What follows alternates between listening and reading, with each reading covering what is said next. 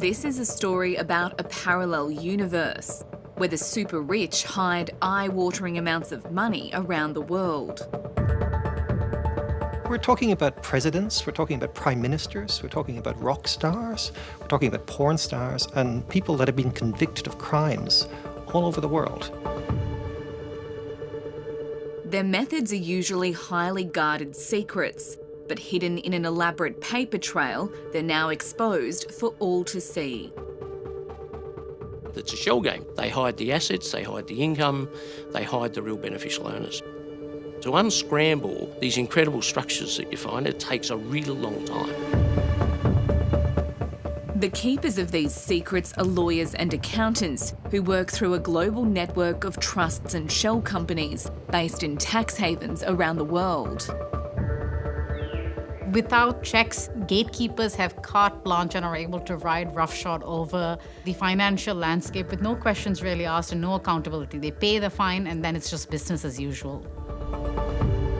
I think some of the best money is to be made if you're willing to turn a blind eye to who you're dealing with and where their money might have come from. I think there's very good money to be made, sadly.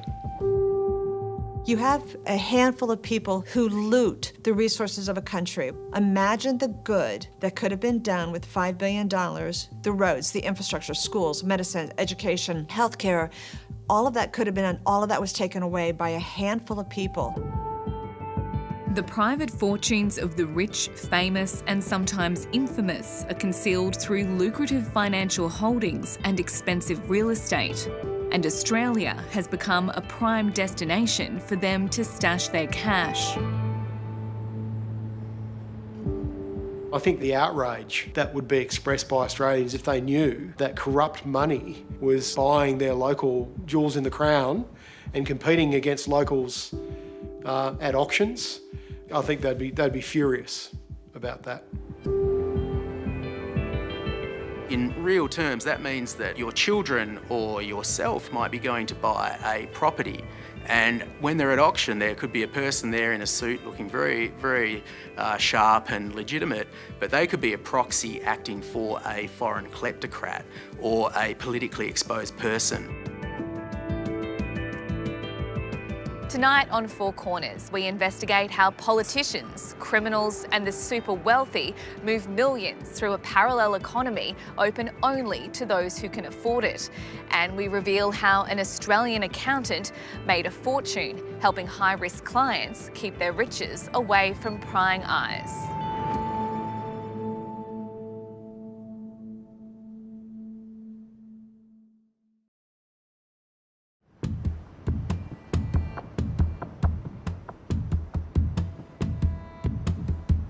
Our investigation begins in Singapore. This glittering island financial hub is an ideal place to set up complex business structures. Their corporate tax rate of 17% has always been traditionally much lower than other foreign jurisdictions. So that's attractive to companies that want to go set up business there and pay less tax.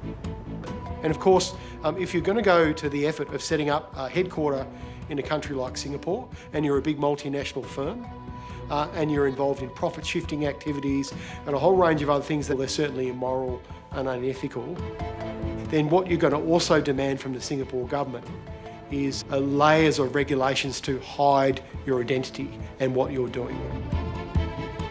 It's actually a recipe for setting themselves up for scandal. For the last 40 years, Singapore has been home to a little-known business run by an Australian accountant named Graham Briggs.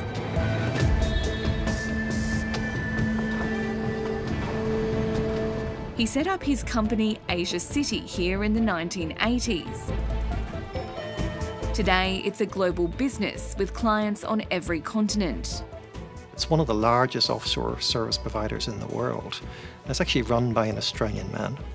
They have all sorts of legitimate clients, big banking, big banks, big accountancy firms. Asia City essentially sets up offshore companies for people who want privacy. Asia City is part of a growing industry of professional wealth managers helping the super rich manage their cash.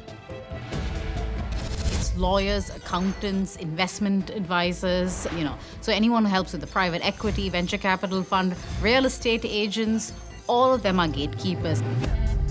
And when we use the term gatekeepers, it really is these are the individuals that are meant to guard the financial system because they have the expertise, they have the know-how to navigate the nitty-gritties of what is otherwise a very complex system to navigate.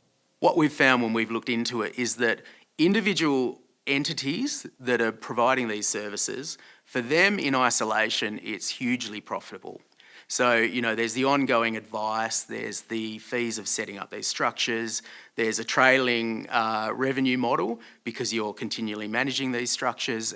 So for those individual businesses that are active in this space, it's hugely profitable. Asia City prides itself on trust and discretion, keeping the confidential information of its high-profile clients secret. Now, an anonymous source has leaked millions of internal documents from Asia City and 13 other offshore providers to media around the world through the International Consortium of Investigative Journalists. It's interesting that we're seeing somebody who no one's ever heard of. You're talking about Graham Briggs, an accountant, somebody who's gone to Singapore, built a business, and now he's at the centre of what will be, I think, a political storm around the world. Graham Briggs is a 75-year-old grandfather with a taste for the finer things in life. He owns a multi-million-dollar mansion on a vineyard in the Mornington Peninsula.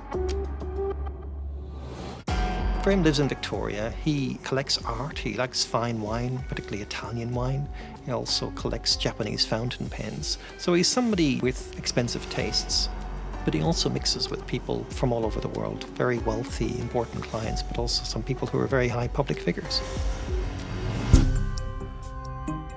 The leak reveals Graham Briggs amassed a $62 million fortune that includes more than $10 million in real estate, a $4 million rare pen collection, and $400,000 worth of fine wine. Like the fortunes of those he's managed, much of Graham Briggs's wealth is held through a complex offshore company and trust structure.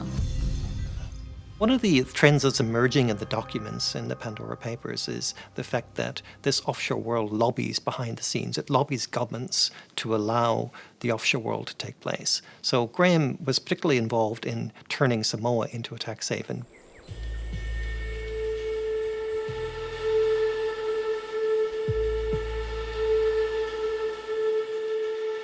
The island nation of Samoa is a tiny speck in the ocean halfway between New Zealand and Hawaii. Graham Briggs was one of the first to realise Samoa's potential over 2 decades ago. He spruiked himself as an expert consultant to the government on offshore finance. He set up an Asia City office in the nation's capital, just down the road from the regulator. She was one of the first to bring that type of business here to Samoa, and I understand that he did have a say in advising on the original legislation.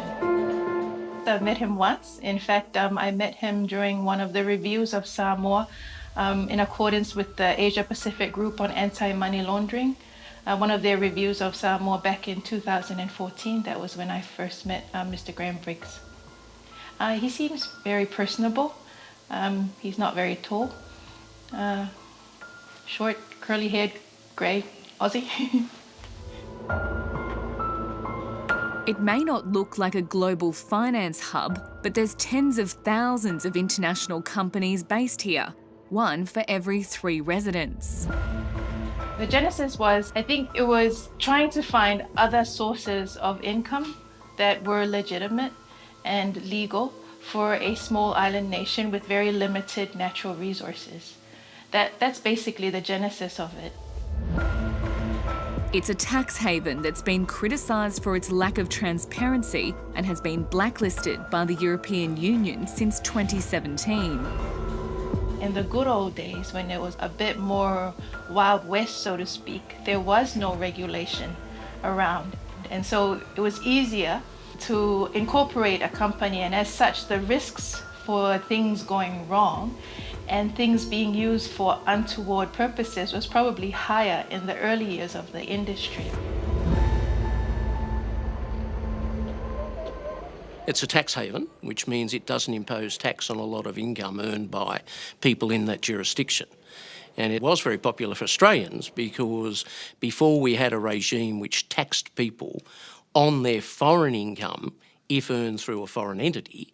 So if I put a foreign company in Samoa and that foreign company earned income outside Samoa, it wasn't taxed in Samoa and it wasn't taxed in Australia. Hence the benefit of having a tax haven in the middle. For those who consider these sorts of arrangements, they're not clever or sexy or harmless. I think the victims when people don't pay tax is everyday Australians, the millions of taxpayers who do the right thing, who declare their income, pay their employees and have fair competition against other business. The leaked documents show Asia City kept a confidential list of its highest risk clients, known as PEPs. So a PEP is an acronym for politically exposed persons. And it's referring to people who held senior government positions. They may be politicians, they may be heads of state-owned enterprises or heads of government departments. And they may be foreign or domestic. The reason they are singled out and considered high risk is because people who are in those positions have, in the past, availed themselves of the opportunity to commit corruption offences.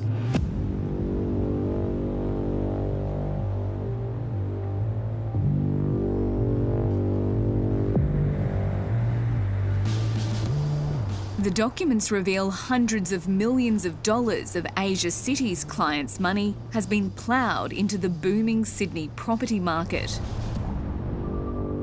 2 luxury apartments in this city tower were purchased by a Sri Lankan, Thirukumar Nadesan, whose wife is a member of the country's ruling Rajapaksa family.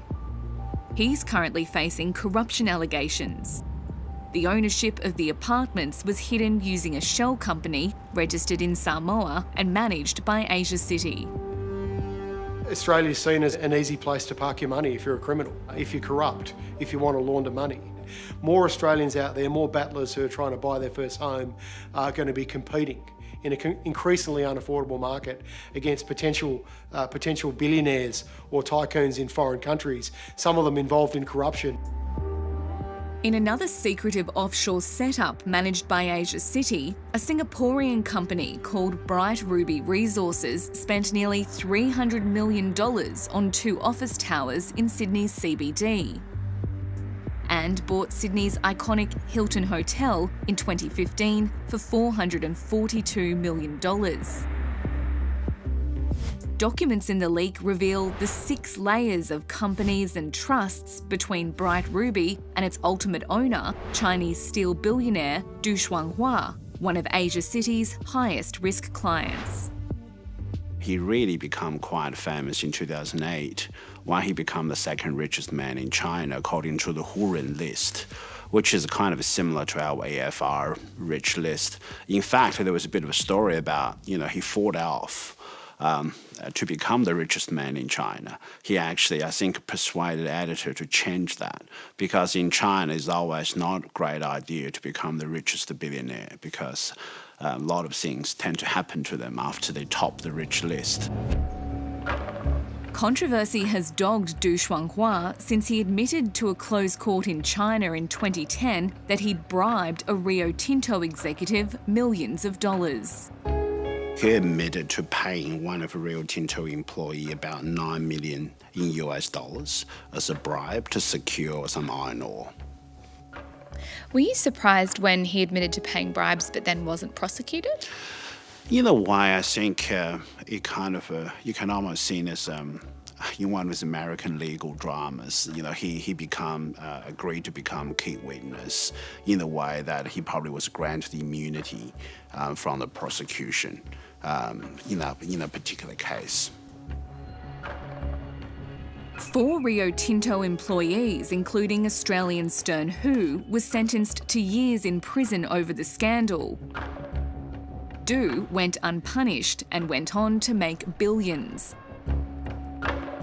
The leaked documents show Du Shuanghua's history of bribery was recorded in Asia City's files, along with his political connections to the Chinese Communist Party.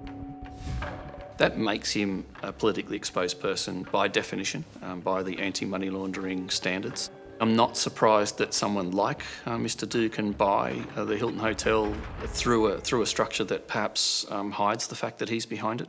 You have this Russian dolls sort of arrangement where opaque and offshore structures are used to conceal ownership, and it becomes very difficult for an Australian bank, for instance, to unwind that ownership structure when we don't have things like a beneficial ownership register to show who are the ultimate people sitting behind these corporate vehicles.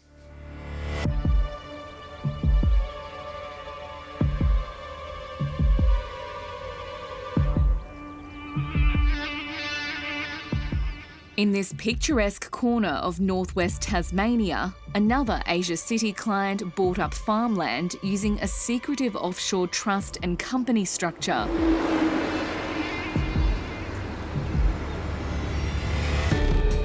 How the money came in was that a Canadian executive had a fund in Bermuda. The Bermudan fund advanced the money to a Singaporean company which acquired the Australian dairy farm. But when you look at the ownership on paper, the Singaporean company is owned by the trustees, two trustees of two respective trusts in the Isle of Man. Asia City files reveal the source of funds for the purchase came from Canadian Stephen de Heinrich, who was a director of international oil giant Addax Petroleum. We are an international oil and gas exploration and production company. In 2007, two senior Addax executives admitted to bribing a former Nigerian oil minister for lucrative contracts. De Heinrich made a fortune after the company was sold for $7 billion. Addax Petroleum, maximizing value for all. The Tasmanian farms were sold back to local owners this year for nearly double the purchase price. Does the Australian government really know who owns property in Australia? No, probably not. And it's one of the advantages of having opaque structures like companies. They're both, again, they give an air of legitimacy. That's owned by a foreign company, so it must be okay. But then you get a string of companies, and then you'll get companies who are owned by nominees, and nominees aren't often declared. Or there'll be companies who are controlled not by their shareholders but by their creditors. And so it's hard to actually pick where the control's actually coming from. Tasmanian Green Senator Peter Whish-Wilson sat on a recent Senate inquiry into foreign ownership. He says it raised serious questions about the Foreign Investment Review Board's ability to properly monitor the flow of money into Australian property. See, arguably, an estimated billions of dollars flow into Australian real estate. That's dirty money. And that money pushes up house prices. It makes houses less affordable for your average Australian.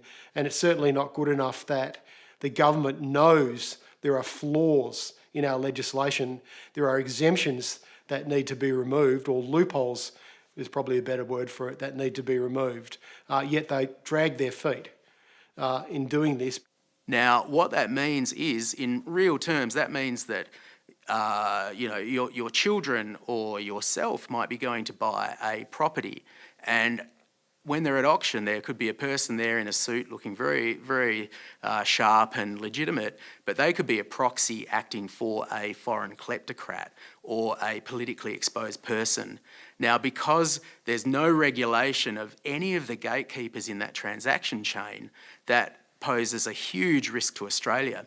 And I think the outrage that would be expressed by Australians if they knew that corrupt money was buying their local jewels in the crown and competing against locals at auctions.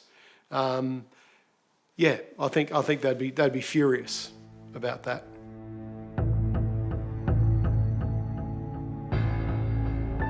The secrets of companies like Asia City rarely become public unless someone decides to take the massive risk of leaking confidential documents. The source wanted two things. First of all, the source wanted anonymity, I presume for safety reasons. And the second thing is that I was told that he wanted to make these documents available to governments all over the world. And this was the best way of doing it, by going to journalists.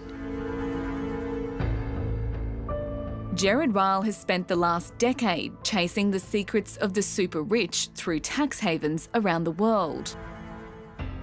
I keep coming back, it has to have public interest. We're not interested in someone's private affairs. But when we're looking at these records, we're not looking at private affairs, we're looking at things that should be made public. I think what it shows really is that there is a shadow economy, a shadow world out there that we are not aware of, and that this is a world that is enriching the people who are already rich. He's coordinating a team of more than 600 journalists from international media partners, including Four Corners, who have spent months analysing more than 11 million documents. Asia City is just one of 14 service providers in the leak. When you're looking at a secret world, you obviously have to get information from that secret world to really understand it. I think all of the leaks we've had in the past have only given us a small window into this world, but here we have 14 separate windows, and I think that's what's allowing this to be different from anything we've done before, because it's allowing this breadth of information. We're able to see how the world really works, how this parallel universe really works, in a way we've never been able to before. Inside the Pandora papers are files on politicians, world leaders and former leaders and their secret wealth. Jordan's King Abdullah II, who bought luxury homes worth up to $100 million through secret offshore companies. Czech Prime Minister Andrej Babiš, who secretly used shell companies to buy a French chateau. And Kenya's President Uhuru Kenyatta, whose family secretly owned offshore assets worth more than $30 million. We're talking about Myanmar generals, we're talking about people associated with Robert Mugabe over in Zimbabwe, and we're also looking at some other African figures, people that have been convicted or accused of money laundering or even worse crimes.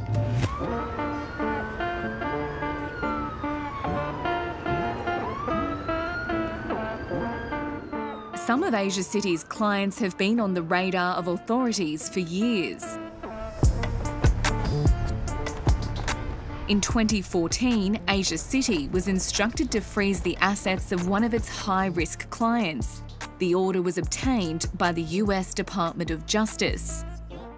FBI agent Deborah LaPrevotte was chasing massive amounts of cash plundered by a former Nigerian president. President Abacha died in 1998, and it's alleged that during his presidency he stole, embezzled, extorted just shy of $5 billion. So in 2012, the FBI and the Department of Justice got together and we started to investigate these funds. And what we found is there was a network of individuals that were not only helping President Abacha get his hands on these funds, mostly in cash, but then those funds had to be moved out of Nigeria. In 2010, Asia City set up offshore trusts for a long-time associate of the president, Nigerian politician Abubakar Atiku Bagudu. It was later alleged in court documents that the pair had systematically embezzled public funds worth billions of dollars. Asia City kept Bagudu on as a client regardless.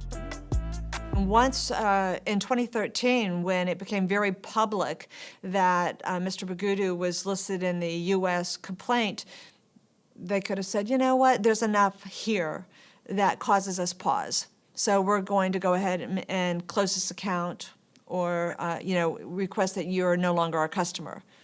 That didn't happen. The FBI is still hunting more than $170 million frozen in trust accounts linked to Bagudu. Bagudu denies any wrongdoing and is contesting the freezing order.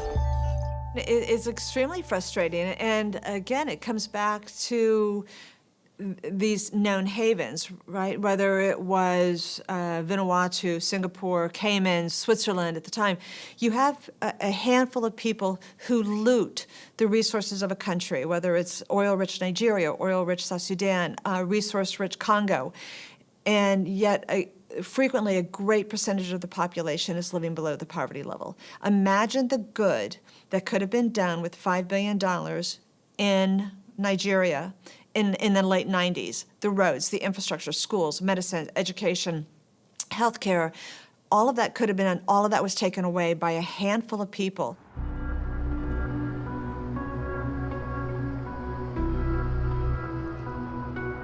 Russia is one of the world's most high-risk and high-reward financial destinations. It was a lucrative source of clients for Graham Briggs and Asia City. One of the people that Briggs cultivated was Herman Gref, a former Putin minister and head of a Russian state-owned bank that was later sanctioned by the US and Australia. So the meeting occurred in a cafe in Moscow in February 2015 between Graham Briggs, the head of Asia City, and Herman Gref, who was a senior, politically exposed person in Russia. And they were meeting to discuss the structure that Asia City had set up for Herman Gref and the fact that he was going to use this structure in his post-government role or his post-government life.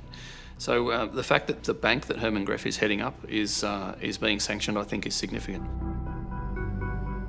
Asia City helped set up an offshore network for Herman Gref and one of his old government colleagues, Putin's former Deputy Chief of Staff, Kirill Androsov. He spoke to Four Corners from Singapore, where he's now a fund manager. Yes, I met Graham. At the very beginning, I met Graham, I think, at the months of incorporation of the fund, because for me it was important who will be the administrator of the fund and what is the attitude of this company. The fact that they're Russian isn't necessarily a red flag, but the fact that they were Russian politically exposed persons and that some of them had allegations of corruption around them. Some of them were very closely linked to the Russian government, senior levels of the Russian government, and then seeing large volumes of money being moved in a circuitous pattern. That is a distinctive red flag. The leaked documents reveal that Kirill Androsov received a mysterious $25 million bonus payment from a Russian businessman with rumoured links to organised crime. Asia City failed to keep track of millions of dollars of transactions in the complex Russian structures. Money laundering expert John Chevis has reviewed the documents. It's worth noting that these weren't insignificant amounts of money. We were talking about $25 million at a time for some of these transactions. There were the circuitous transactions between these three people, whether they were conducting those transactions themselves or whether someone was conducting them on their behalf. They didn't appear to have any legitimate economic reason for some of these transactions that were occurring. The transactions of Asia City's Russian clients were later investigated by the Singaporean regulator, which delivered a damning report. Well, they found that the Asia City's anti-money laundering systems were very, very lacking. They were lacking in many ways. They suggested that the policies and processes weren't in place and that those policies and processes that were in place weren't being followed properly. There's been a lot of criticism. Androsov categorically denied that any of his commercial dealings are in any way improper or unlawful. He told Four Corners he continues to work with Asia City. As far as I know, they still have a license, and as long as they have license, they are liable to operate. So I don't know details of this case, and I don't know the substance. We keep business in some of the aspects, and we stop business in some of the other aspects, but I don't think that it's connected with this case that Monetary Authority of Singapore announced against of them. Last year, the Monetary Authority of Singapore fined Asia City $1.1 million for failing to adequately monitor its high-risk clients and multiple, and in some cases systemic, lapses in anti-money laundering controls.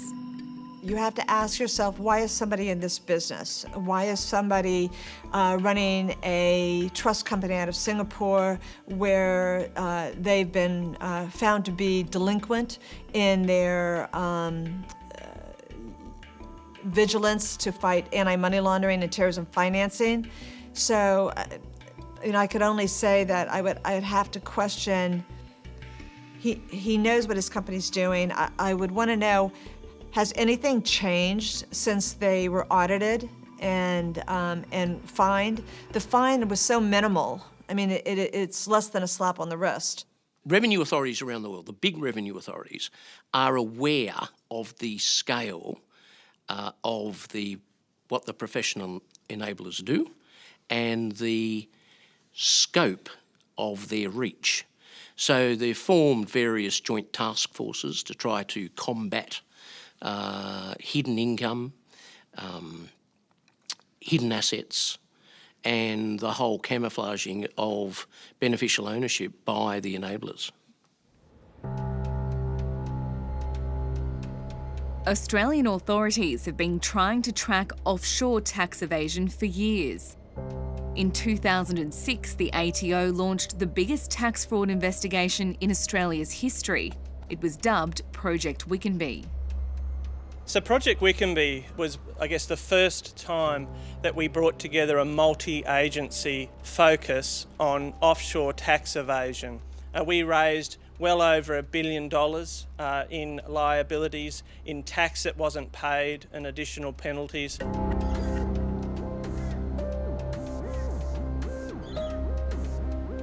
My name is Vanda, V-A-N-D-A, Gould, G-O-U-L-D. One of its targets was a Sydney accountant who was a client of Asia City.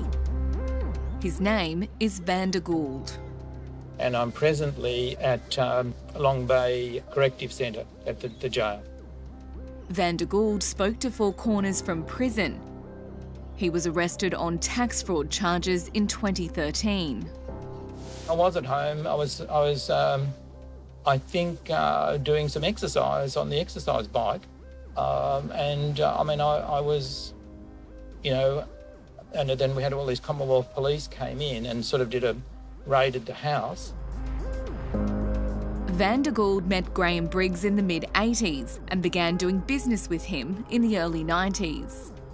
I met Graham Briggs and we got chatting and having a chat to him. Wasn't a very long call, just discussion. And then subsequently, he took it upon himself to make contact with me. When you talk to him, he's a genuinely decent sort of human being.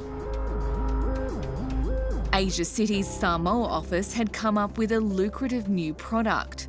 It was pitched as a Samoan superannuation scheme. Briggs wrote to Gould explaining how it worked. Western Samoa has no taxation treaty with Australia. Therefore, it offers complete exemption from all forms of income tax and provides absolute secrecy and confidentiality. Gould put his clients' money into Asia City's offshore super funds. Because essentially, their office provided all the support staff.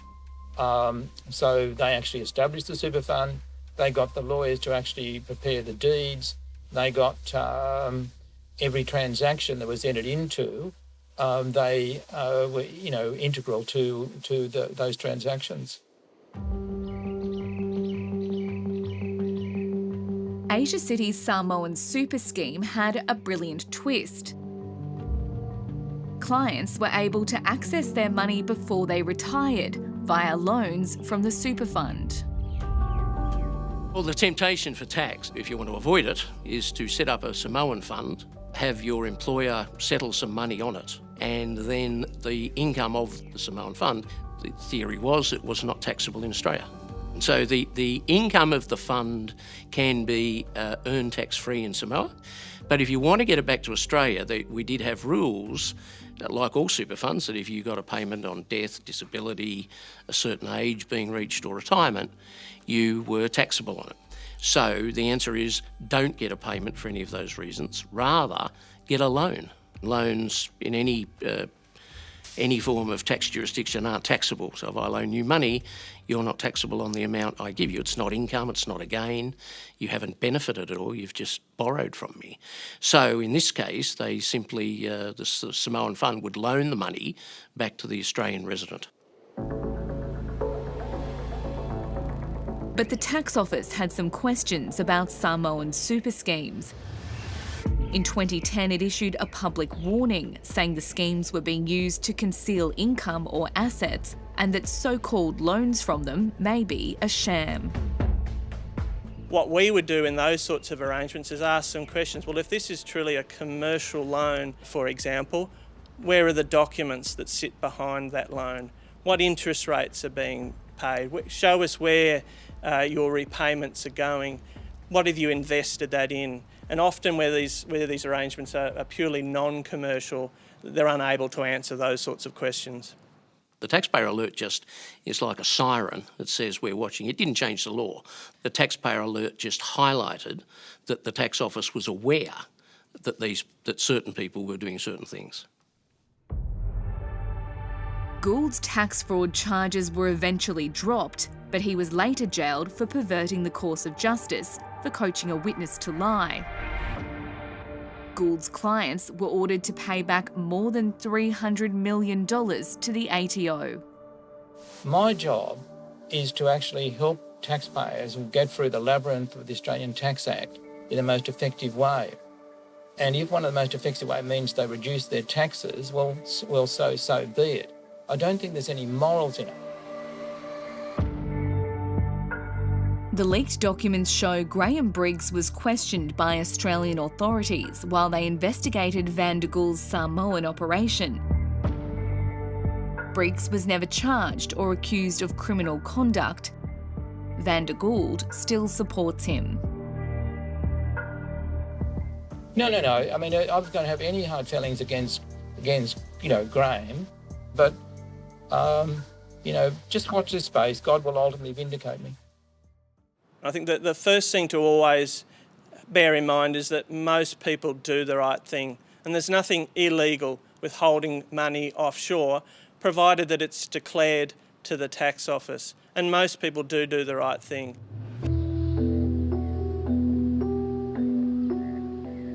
While Graham Briggs has retired to his vineyard outside Melbourne, Asia City continues to do business in tax havens around the world.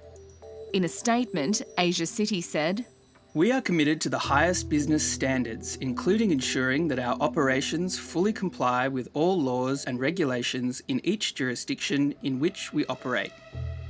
The regulatory and industry landscape has evolved over the course of our 45-year history, and we have worked diligently to comply with prevailing regulations through this passage of time." The problem with the offshore world is that it's up to these service providers to regulate themselves. There are rules that are set down by governments, but there's no one government overseeing it. There's no sheriff here. And so when you're living in this sort of parallel universe where there is actually no government oversight to speak of, it's actually very important that these firms follow the rules. In 2016, the original Panama Papers leak caused global outrage about offshore secrecy. The federal government committed to a beneficial ownership register, which would force the true owners of corporate structures to be disclosed. It still hasn't happened. We've been campaigning for at least 5 years now to get a public beneficial owners register. Australians have a right to know who is buying their land, their sovereign wealth, their future. I'm not going to get into any arguments about whether foreign investment is good or bad, but bloody hell, our laws should be good. Accountants and lawyers who do set up a lot of these structures for illicit funds aren't required to even provide any detail to regulators around who is the ultimate beneficial owner of this particular investment. There's no real reason for that, except for that these industries like the accounting profession and the legal profession have lobbied very ferociously in Canberra. This reticence to set up a beneficial ownership registry therefore undermines the efforts of Australia's allies to actually plug the problem and check the problem. But what happens is if you allow the trend to continue and you allow the country to essentially be a destination for illicit wealth that buys up land, buys up real estate, when you start becoming a destination for criminal money and ill-gotten money, there's the question of what other problems are you bringing in with it as well. Is it going to be just the money? Because it's never just the money. It's estimated up to 1/10 of the world's wealth is parked in offshore financial centres, costing governments hundreds of billions of dollars in lost tax revenue each year. There's increasing calls for Australia to strengthen regulations governing this parallel world. We are woefully behind the times. So, of all the Financial Action Task Force members around the world that haven't complied with all of the obligations around gatekeeper professions, that's the US, China, and then you're talking about countries like Madagascar. And then on that list of countries, you have Australia. So we've really dropped the ball in this area.